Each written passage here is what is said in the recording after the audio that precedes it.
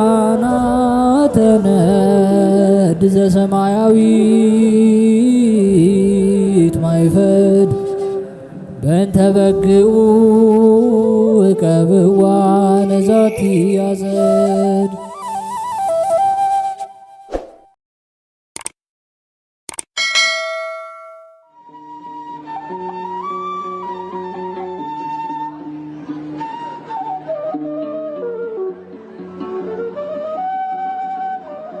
በስመ አብ ወወልድ ወመንፈስ ቅዱስ አሐዱ አምላክ አሜን።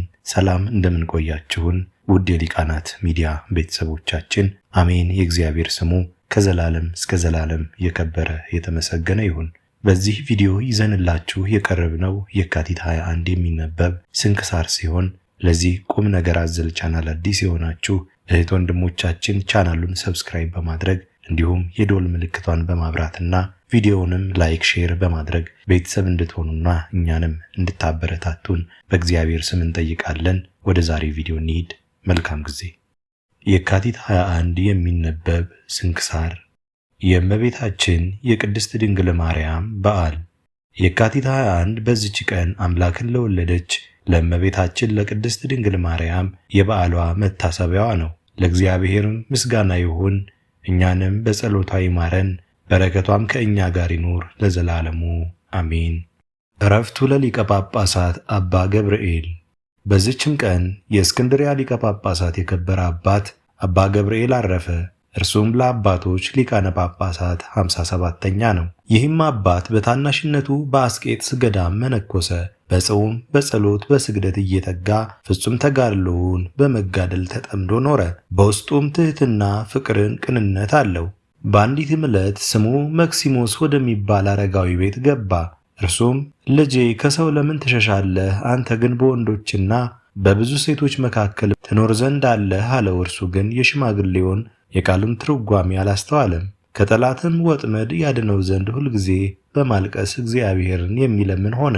ከእርሱም አስቀድሞ የነበረ ሊቀ ጳጳሳት አባ ሚካኤል ባረፈ ጊዜ ይህን አባት ይዘው ያለ ውዴታው ሊቀ ጳጳሳት አድርገው ሾሙት።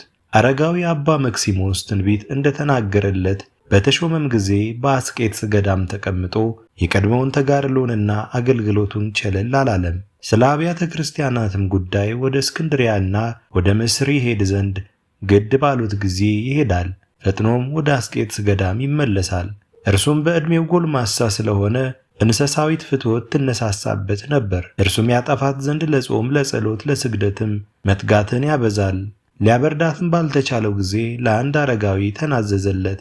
እርሱም እንዲህ አለው፣ ይህች እንስሳዊት ፍትወት ከጾምና ከጸሎት ከስግደትም ጋር ያለ ትሕትና መድኃኒቷ ነውና።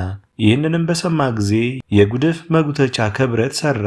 አጭር የሆነ የቆሸሸ ልብስ በመልበስ በሌሊት ተነስቶ የመነኮሳቱን መንደር እየዞረ ቆሻሻውን ጠርጎ ተሸክሞ ወስዶ ከራቀ ቦታ ይጥለዋል። ይህንንም ሥራ እየሠራ 2 ዓመት ያህል ኖረ።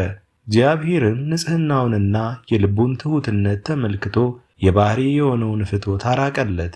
ይህም አባት በገድል እንደተጠመደ ሆኖ መንጋዎቹ በቀናች ሃይማኖት ይጸኑ ዘንድ እያስተማራቸውና እየገሰጻቸው እየመከራቸውም 12 ዓመት ኑሮ በሰላም አረፈ። ለእግዚአብሔር ምስጋና ይሁን፣ እኛንም በጸሎቱ ይማረን፣ በረከቱም ከእኛ ጋር ትኑር ለዘላለሙ አሜን። ዕረፍቱ ለአባ ዘካርያስ። በዚችም ቀን የሀገረ ሰሃ ኤጲስቆጶስ የከበረ አባት አባ ዘካርያስ አረፈ። ይህም አባት የጸሐፊዎች ወገን ነው። አባቱ ግን ጸሐፊነቱን ትቶ ቅስና ተሾመ። ስሙም ዮሐንስ ነው። ልጁ ዘካርያስም ባደገ ጊዜ ትምህርቶቹን ሁሉ ጽሕፈትንም፣ የጽርዕና ሮማውያንን ጥበብ፣ የቤተ ክርስቲያንንም ሕግ ተማረ። የንጉሥም የጭፍራ አለቃ ወሰደውና በንጉሥ ቤት ጸሐፊነት ሾመው። በጽሕፈቱም የሀገረ ሰሃ መኮንን የሆነው ስሙ አብጥልማዎስ የሚባል ወዳጅ ሆነው። እነርሱም ወደ አስቄጥስ ገዳም ሄደው ይመነኩሱ ዘንድ ተስማሙ።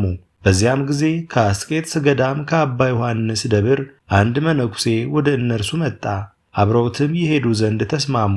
መኳንንቶችም ይህንን በሰሙ ጊዜ መሄድን ከለከሏቸው። ከጥቂት ቀኖች በኋላ ለእግዚአብሔር የተሳላችሁትን ስለት ለምን አትፈጽሙም የሚላቸውን ራእይ አዩ። በዚያም ጊዜ በስውር ወጡ። እነርሱ ግን መንገዱን አያውቁትም ነበር። አንድ መነኩሴም ተገለጠላቸውና ወደ አስቄጥስ ወደ አባ ዮሐንስ ገዳም መርቶ አደረሳቸው። መኳንንቱም መሄዳቸውን በሰሙ ጊዜ ከንጉሥ ዘንድ ደብዳቤ ተቀብለው በመልአክ ከገዳም ሊያስወጧቸው ተስማሙ። የክብር ባለቤት ጌታችንም ምክራቸውን በተነ። በመነኮሱም ጊዜ በብዙ ተጋድሎ ተጠመዱ። ይልቁንም አባ ዘካርያስ በዛ ወራት አረጋውያን አባ አብርሃምና አባ ጋርጊ ነበሩ። ወደ እርሳቸው እየመጡ በሥራቸው ሁሉ ያረጋጓቸውና ያጸኗቸው ነበር። የሀገረ ሰሃ ኤጲስቆጶስም ባረፈ ጊዜ ሕዝቡ አባ ዘካርያስን አሰቡት። እርሱም ይሾምላቸው ዘንድ ስለ አባ ዘካርያስ እየለመኑ ወደ ሊቀ ጳጳሳቱ መልእክት ደብዳቤ ጻፉ። ሊቀ ጳጳሳቱም ወደ አስቄጥስ ገዳም ልኮ አባ ዘካርያስን ወደ እርሱ አስመጣው። በሀገረ ሰሃ ላይም ኤጲስቆጶስነት ሾመው። ሊቀ ጳጳሳቱም እጁን በላዩ በጫነ ጊዜ የእግዚአብሔር ኃይል አየ፣ በላዩ ወርዷልና ፊቱም በብርሃን ተጋረደ። ወደ መንበረ ሲመቱም በደረሰ ጊዜ ሕዝቡ በታላቅ ደስታ ተቀበሉት። በዕለተ ሆሳዕና የእስራኤል ሕዝብ መድኃኒታችንን እንደተቀበሉት ከዚህም በኋላ በትምህርቱና በድርሰቶቹ ቤተ ክርስቲያን ብርሃን ሆነች። ቃሉም እጅግ ጣዕም ያለው እርሱም መንፈስ ቅዱስን ጸጋ የተመላ ነው። በመንበረ ሲመቱም 40 ዘመን ኖረ። እግዚአብሔርንም አገልግሎ በሰላም አረፈ። በረከቱም ከእኛ ጋር ትኑር፣ ለእግዚአብሔርም ምስጋና ይሁን፣ አሜን። ዕረፍቱ ለቅዱስ አናሲሞስ። በዚችም ዕለት የከበረ የሐዋርያው የጳውሎስ ደቀ መዝሙር የሆነ ቅዱስ አናሲሞስ በሰማዕትነት ሞተ። ይህም ቅዱስ አስቀድሞ ከሮሜ ሰዎች ወገን ለሚሆን ስሙ ፊሊሞና ለሚባል ለሮሜ ሰው አገልጋይ ሆኖ ነበር። ይህም ፊሊሞና በሮሜ ባስተማረ ጊዜ ለቅዱስ ጳውሎስ ትምህርት በጌታችን አመነ። ይህ ፊሊሞናም ከዚያ ከሮሜ አገር ወደ አስባንያ ሄደ። ይህንንም አገልጋዩን አናሲሞስን ከእርሱ ጋር ወሰደው። ሰይጣን ግን አናሲሞስን አሳተው፣ ልቡንም ለወጠውና የጌታውን ገንዘብ ሰረቀ። ጌታውም እንደሚቀጣው አውቆ ሸሽቶ ወደ ሮሜ ተመልሶ ሄደና በዚያ ተቀመጠ። በእግዚአብሔርም ፍቃድ ወደ ከበረ ሐዋርያው ቅዱስ ጳውሎስ ሄደ። ትምህርቱንም ሰምቶ በክብር ባለቤት በጌታችን ኢየሱስ ክርስቶስ አመነ። ለቅዱስ ጳውሎስም ደቀ መዝሙሩ ሆነ። ነገር ግን የጌታውን ገንዘብ በመስረቁ በአናሲሞስ ልብ ጽኑ ሐዘን አደረ። ለሐዋርያው ጳውሎስም አትፍራ፣ ልብህም አይዘን አለው። ጌታው ወደ ፊልሞና መልእክትን ጻፈለት። ይህችም ስለ አናሲሞስ የጻፋት መልእክቶቹ አንዲቱ ናት። በመልእክቱም እንዲህ አለ። እኔ በእስራቴ ጊዜ ስለወደድኩት ልጄ እማልድሃለሁ፣ ይኸውም አናሲሞስ ነው። ቀድሞ ሥራው አልጠቀመህም ነበር፣ ዛሬ ግን ለአንተም ለእኔም እጅግ የሚጠቅም ሆኗል። አሁንም ወደ አንተ ልኬዋለሁና ልጄ እንደመሆንህ ተቀበለው። የበደለህ በደልም ቢኖር ወይም የሚከፍልህ ቢኖር በእኔ ላይ አድርገው። ይህ የከበረ አናሲሞስም ወደ ፊሊሞና ወደ ጌታው በደረሰ ጊዜ በማመኑና በመጸጸቱ ደስ አለው። ሐዋርያው እንዳዘዘውም አደረገለት፣ እጅግም ወደደው። ብዙ ገንዘብ ሰጠው። እርሱ ግን ምንም አልወሰደም። እኔ በክርስትና ባለጸጋ ሆኛለሁ አለ እንጂ። ከዚህም በኋላ ሸኙትና ወደ ሮሜ አገር ተመለሰ። በሰማዕትነት እስከሚሞትበት ጊዜ ሐዋርያው ቅዱስ ጳውሎስን የሚያገለግለው ሆነ። ይህም ቅዱስ ካህን ሆኖ ተሾመ። ሐዋርያትም በሥርዓት መጽሐፋቸው በአንቀጽ 77፣ 81፣ በ53 እና በ57 በምስጋና አስታውሰውታል። እንደ ታማኝ ካህንም ነው አሉ። ከሐዋርያው ቅዱስ ጳውሎስም የምስክርነት ሞት በኋላ የንጉሥ ጭፍራ አለቃ ይህን ቅዱስ ይዞ ወደ አንዲት ደሴት ሰደደው። የዚያም ደሴት ሰዎች ሃይማኖትን እያስተማራቸው ኖረ።